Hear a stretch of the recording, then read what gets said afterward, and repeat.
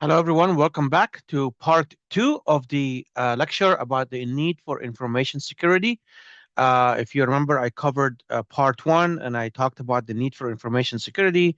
I discussed things such as the protection functionality and protecting data that the organization collect and use and enabling the safe operation of applications and so on.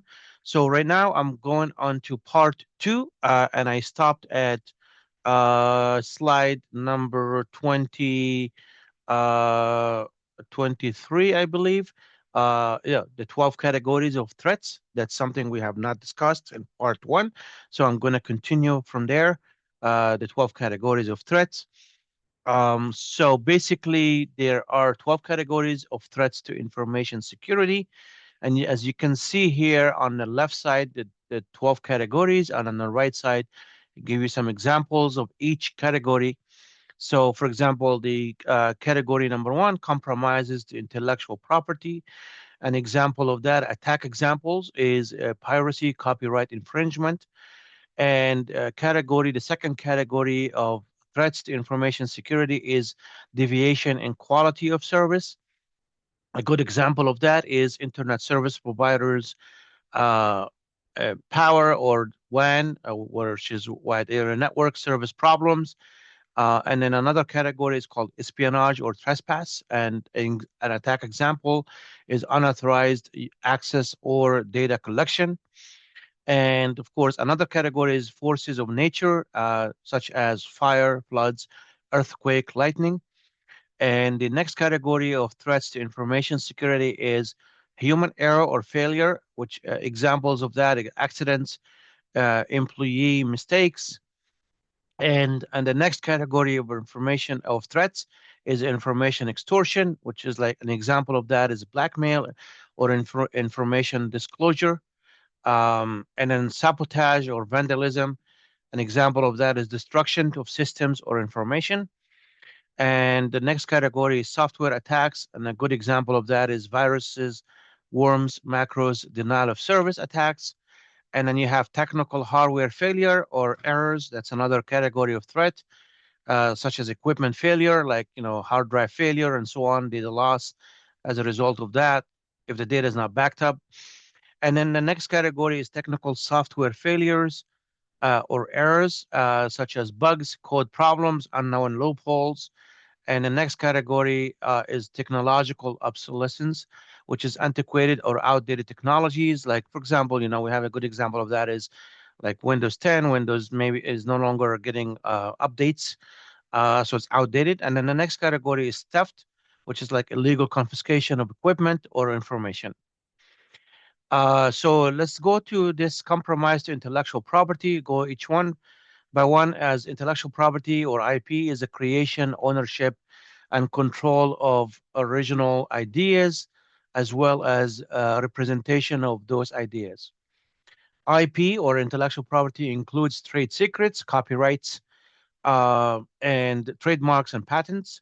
So many organizations create or support the development of intellectual property as part of their business operations.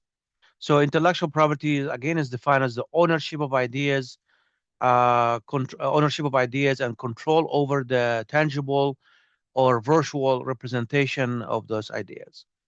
Intellectual property for an organization includes trade secrets, copyright, trademarks, and patents. Once intellectual property has been defined and properly identified, breaches to intellectual property constitutes a threat to the security of the information. So most common IP breaches involve the unlawful use of the or duplication of software based intellectual property, known as a software piracy. In addition to the laws surrounding software piracy, there are two watchdog organizations investigate allegations of software abuse. One is the Software and Information Industry Association, SIIA, or formerly the Software Publishers Association, and then the Business Software Alliance, enforcement of copyright. So violations, piracy, and the like has been attempted throughout a number of technical security mechanisms, including digital watermarks, and embedded codes. So deviations in quality of service. So an information system depends on the successful operation of many interdependent support systems. The internet service communications and power irregularities dramatically affect the availability of information and systems. Services that are usually arranged with a service level agreement. So the you have here go back. So this is like the categories you have represents the situation in which a product or service are not delivered to the organization as expected.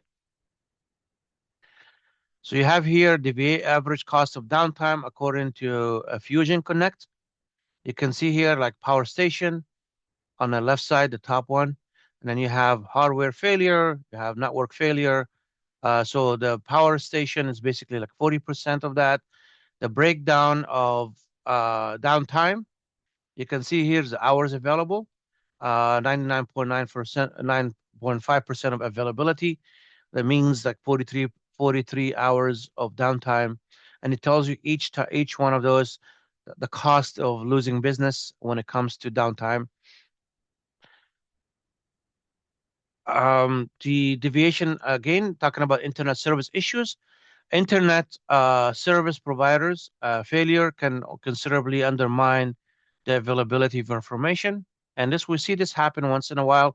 It happens, doesn't happen as often as we used to see it before, but an outsourced web hosting provider assumes responsibility for all internet services as well as the hardware and website operating system software. Communications and other service providers issues. Other utility services affect organizations like telephone, water, wastewater, trash pickup, and so on. Loss of these services can affect an organization's ability to function. Talk about power irregularities. It's a commonplace, lead to fluctuation such as power excesses, power shortages, and power losses, blackouts, brownouts, fault, noise, sag, spike, or surge. Sensitive electronic equipment vulnerable to and easily damaged, destroyed by fluctuations. Controls can be applied to manage power quality. So the threat of irregularities from power utilities is common and can lead to fluctuations, as we mentioned that. So we have power losses in the United States. For example, buildings are fed 120 volts, 60 cycle power, usually through 15 or 20 amp circuits. So the voltage levels can actually spike, basically means that a momentary increase in surge or prolonged increase. Sag means momentary low voltage or brownout, and fault, momentary loss of power or blackout or prolonged loss. Now the threat. So here talk about the espionage or trespass. So this threat represents as well knowing and broad category of electronic and human activities that can breach the confidentiality of information. Um, Access of protected information by unauthorized individuals. Competitive intelligence techniques are legal where industrial espionage techniques are not. Shoulder surfing can also occur anywhere a person accesses confidential information. We're going to talk about that. When an authorized individual gains access to an information the organization is trying to protect, that act is categorized as deliberate act of espionage or trespass. So when information gatherers employ techniques that cross the threshold of what is legal and ethical, they enter the world of industrial espionage. So instance of shoulder surfing happens when the computer terminals, desks, ATM machines, public phones, or other places where a person is accessing confidential information. And the threat of trespass can lead to unauthorized real or virtual actions that enable information gatherers to enter premises or systems they have not been authorized to enter. So the so controls there are sometimes implemented to mark the boundaries of organization's virtual territory. These boundaries give notice to trespassers that they are encroaching on the organization's cyberspace. So you have here hackers use skill, guile, or fraud to bypass controls protecting others' information. So this is an example of shoulder surfing, standing behind someone and looking at their screen. Okay. So again, they're talking about espionage or trespass. Continue talking about that. Expert hacker develops a software, um, the software scripts and program exploits. They're usually a master of many skills, and they will often create attack software and share with others. So the unskilled hackers, many are more unskilled hackers than expert hackers, and they use expertly written software to exploit systems. They they find that online or they buy it or and they do not usually fully understand the systems they hack. They're also known as script kiddies or packet monkeys. This is another term used for unskilled hackers. So again the expert hacker who develops the software and scripts and they usually that's a master of several programming languages, networking protocol and operating systems, right? And then uh, you have here a contemporary hacker profile on the uh, usually like on a site like FBI site, and you will see something like this. If you go to the FBI website, you will see people who are wanted for hacking activities.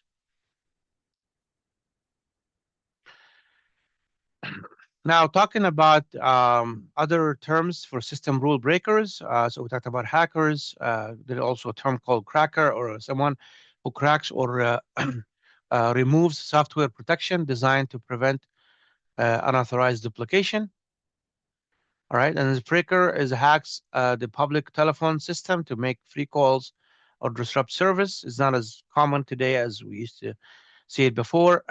And then password attacks, you have things like cracking a password, brute force dictionary, rainbow tables, and then you have social engineering. So here you have a case. This is about the password cracking. So there's a recommendation. So it tells you here that the password strength, you have a case insensitive password using a standard alphabet set, no numbers, special character.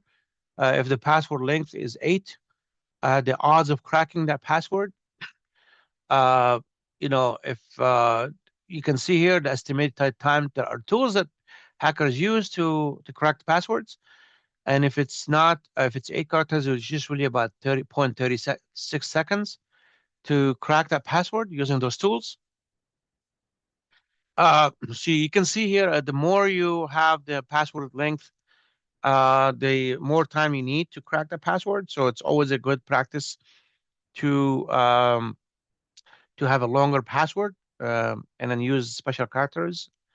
And you can see here, you have a now. If you look at the previous slide, it's you have 8. The password length is 8, but there's all just using the standard alphabet set, no numbers or special characters. It takes about 0.36 seconds to crack. But look at the next slide when it's the same length, 8, the length is 8, right? But the next one has more of using special numbers and special characters, numbers and special characters. You can see it's the number increases from 0.3 seconds to 1 hour to crack the password. So even if you use the same 8 characters or use the password length of 8, and you have numbers and special characters, it will take longer to crack that password.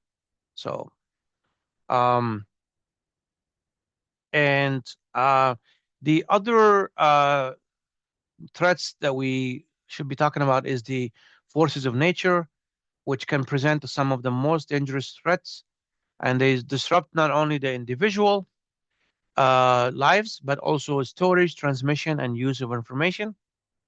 So those are the threats include fires, floods, earthquakes, lightning, landslides, tornadoes, hurricanes, tsunami, electrostatic discharge, dust contamination, solar activity, civil unrest, and acts of war.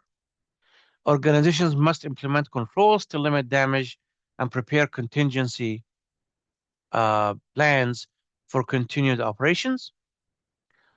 So, since it's not really possible to avoid many of these threats, management must implement controls to limit damage and also prepare contingency plans for continued operations. And the other threat is the human errors or failure.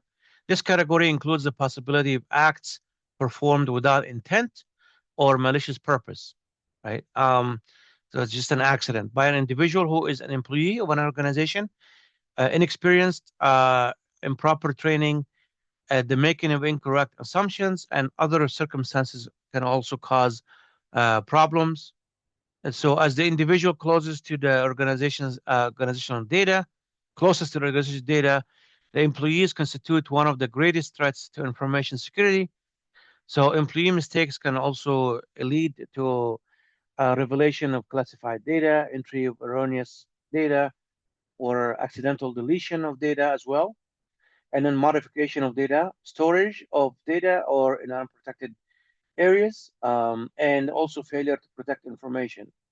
So many of these threats can be prevented with controls ranging from simple procedures, such as requiring the user to type a critical command twice, or to more complex procedures, such as the verification of commands by a second party. The biggest threat to acts of human error or failure, you can see here, you have Tommy, convicted burglar, but then on the right side, you have wannabe hacker. Where did I go to the next? Okay. And here is a confused Harriet confused the copier with the shredder when preparing an annual sales report. So you can see the difference. Employee mistakes can easily lead to revelation of classified data and also entry of erroneous data, accidental data deletion, data storage, unprotected area, and so on. So many of these threats can be prevented with controls. Should have controls in place. And social engineering uses social skills to convince people to reveal access credentials or other available information to an attacker. A lot of examples, a lot of videos online on YouTube that shows you how social engineering works. So people like so social engineering within the context of information security is the process of basically using social skills to convince people to reveal access to information. People are the weakest link. You can have the best technology, firewalls, intrusion detection system, uh, biometric devices, and somebody can call an unsuspecting employee. That's all she wrote, baby. They got everything, right? So timing attacks are relatively new, works by exploiting the contents of a web browser's cache. This could also allow the designer to collect information to access password protected sites. Another attack by the attempting to intercept involved attempting to intercept cryptographic elements to determine the keys and encryption algorithms. You have phishing, which is an attempt to gain personal, confidential information. Apparent, legitimate communication hides embedded code that redirects user to a third-party sites. Okay. This is an example of a fraud letter, a Nigerian fraud letter. You can see here, we sent out. It's hard to read, but we see a lot of examples of that online. So phishing example here, you can see an email message. You have one alert message. Please log into your region's net online banking and visit the message center section in order to read the message. One way to actually prevent, to users from clicking on things like that is to provide security awareness training where you can ask user to just log into the site directly instead of clicking on links attached to this email. Fake website as well is another example. Phishing example is you can see here they make it look like a real website, but it looks like a real website, but it's fake. You enter your username and password, you give in that information to the hackers. So the threat of information extortion is the possibility of an attacker or formerly trusted insider stealing information from a computer system and demanding compensation for its return or for an agreement not to disclose the information. So extortion is common in a credit card number theft. Ransomware is another attack, which is a malware attack on a host system that denies access to the user and then offers to provide the key to allow access back to the user's system and data for a fee. So basically saying, I give you the decryption key to get back into your computer or your data if you pay this amount of money. There are two types of ransomware, like lock screen and encryption. The common phishing mechanisms to get a user to download a ransomware include the pop-ups indicating that the illegal information or malware was detected on the system, threatening to notify law enforcement, or offering to delete the offending material if the user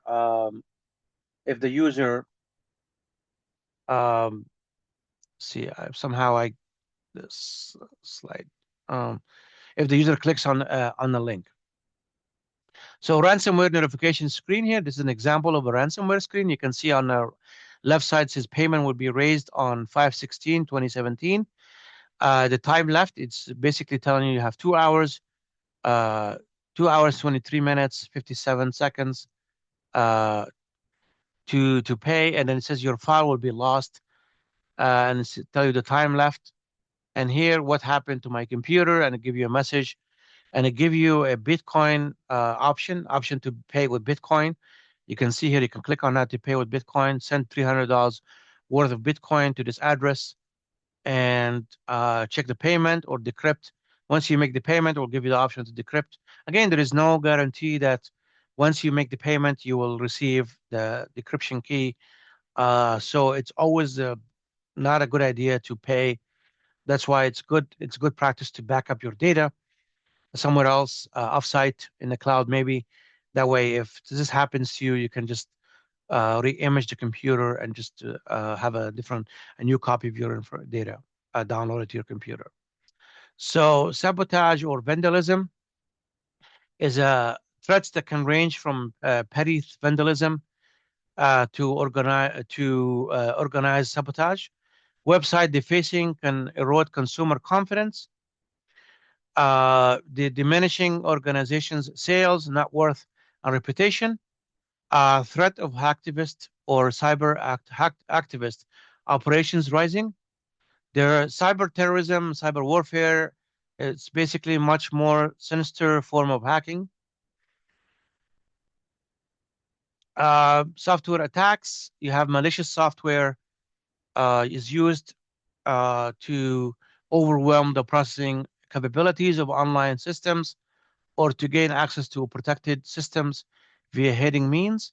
Software attacks can occur when an individual or a group designs and deploys software to attack a system. When the attack makes use of malware that is not yet known by anti-malware software, it's called a zero-day attack, something that just was discovered, wasn't discovered yet. So you have malicious software, like again, which is malware deployed to overwhelm the capabilities of online systems or gain access to protected systems. And these will include viruses, worms, Trojan horses, polymorphic threats, virus and worm hoaxes, backdoor or trapdoor, denial of service, and these are all some examples. So again, the malware is malicious code or malicious software. It includes the execution of viruses and the worms and so on. And the virus consists of a code segment that attach to existing program and take control of access to the targeted computer. A worm is basically replicate itself until it completely fill available resource such as memory and hard drive space. A Trojan horse is basically a malware disguised as helpful, interesting, or necessary piece of software. And then polymorphic threat is actually involves to elude detection. And then backdoor gaining access to a system or network using known or previously unknown newly discovered access mechanism. Denial of service is an attacker sends large uh, number of connection or information requests to a target. So many requests are made that the target system cannot handle them successfully along with others. So legitimate requests for service, this may result in a system crash or merely an ability to perform ordinary functions. Now, distributed denial of service is an attack in which coordinated stream of requests is launched against the target for from many locations at the same time. So here, the most dangerous malware attacks to date. You have the malware type and the malware and malware type, and it tells you the year here that this malware was launched or discovered, estimated number of systems infected. Um, the, and then the last column on the right side tells you the estimated financial damage for each one of them, right? Um, so you have also the most recent one in the slide is Stuxnet worm in 2009, and the estimated number of systems infected are 200,000. The estimated financial damage is unknown. Now, attack replication vectors. Basically, a vector is like IP scan and attack. An example of that is the description of that is the infected system scans a range of IP addresses and service ports and targets several vulnerabilities known to hackers and or left over from a previous exploits, such as code red, back office, or poison box. Web browsing is if infected system has right access to any web page. It makes all web content files infectious, including HTML, ASP, CGI, and other files. A virus is each infected machine infects a common executable or script files on all computers. The most dangerous malware attacks. We went back to the previous slide. Not sure why it's doing that. And you have mass mail by sending email infections to addresses found in the address book. The affected machine infects many other users whose mail reading program automatically run the virus program. And then you have the simple network management protocol or SNMP is used to remote management network and computer devices by using the widely known and common passwords that were employed in early versions of the protocol. The attacking program can gain control of the device. Most vendors have closed these vulnerabilities with software upgrades. You can see here denial of service. In a denial of service attack, a hacker compromises the system and then uses that system to attack a target computer, flooding it with more requests for a service than the target can handle. And now, in a distributed denial of service attack, dozens or even hundreds of computers, known as zombie or bots, are compromised, loaded with DOS attack software, and then remotely activated by a hacker to conduct the coordinated attack. You have another one called mail bombing, which is also DOS. An attacker routes large quantities of email to a target to overwhelm the receiver. Spam is unsolicited commercial email. It is considered more nuisance than an attack, though it's emerging as a vector for some attacks. Packet sniffer it monitors data traveling over a network. It can also be used both for legitimate management purposes and stealing information from a network. Spoofing is a technique used to gain unauthorized access as intruder assumes trusted IP address. You can see here IP spoofing attack. You can see the source IP address and the destination. And you have the attacker is basically spoofing that data payload, spoof modified IP packet, basically trying to trick the, change the IP address, the source IP address. Okay. Farming is it attacks a browser's address bar to redirect users to an illegitimate site for the purpose of obtaining private information. And man in the middle attack is basically an attacker monitors the network packets and modifies them and then inserts them back into the network.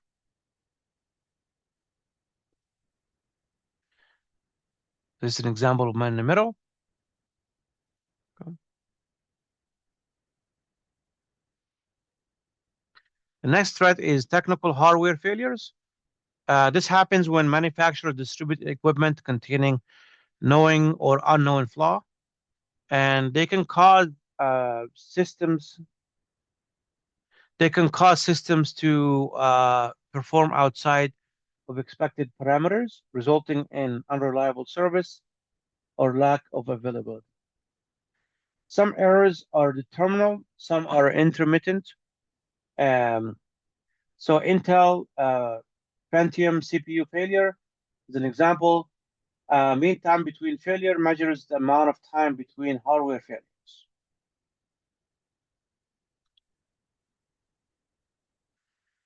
So here you have a large quantities of computer code are written, debugged, or published and sold before all bugs are detected and resolved.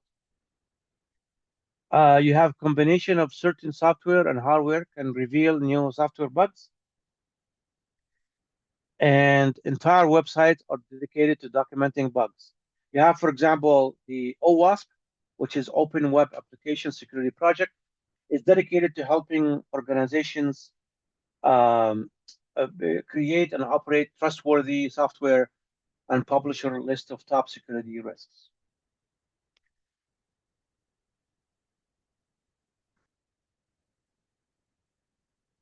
Now, the deadly sins in software security, the common failures in software development is one is SQL injection. We'll be talking about that in more details. Web server related vulnerabilities, and then you have web client related vulnerabilities, and then use of magic URLs and hidden forms, buffer overruns, format string problems, integer bugs, and then C++ catastrophes. You have also catching exceptions, command injections, failure to handle errors in software development, information leakage, race conditions, poor usability, and not updating easily and executing code with too much privilege. And then also common failures in software, other common failures in software development is failure to protect stored data, sends of mobile code, use of weak password, based systems, weak random numbers, and using cryptography incorrectly, failure to protect network traffic, improper use of PKI, especially SSL certificates, trusting network name resolutions, neglecting change controls. Now, the next is technological obsolescence, antiquated, outdated infrastructure can lead to unreliable and untrustworthy systems. Proper managerial planning should prevent technology obsolescence. IT plays a large role in this, which basically you can make sure you don't have any outdated systems, software, and so on.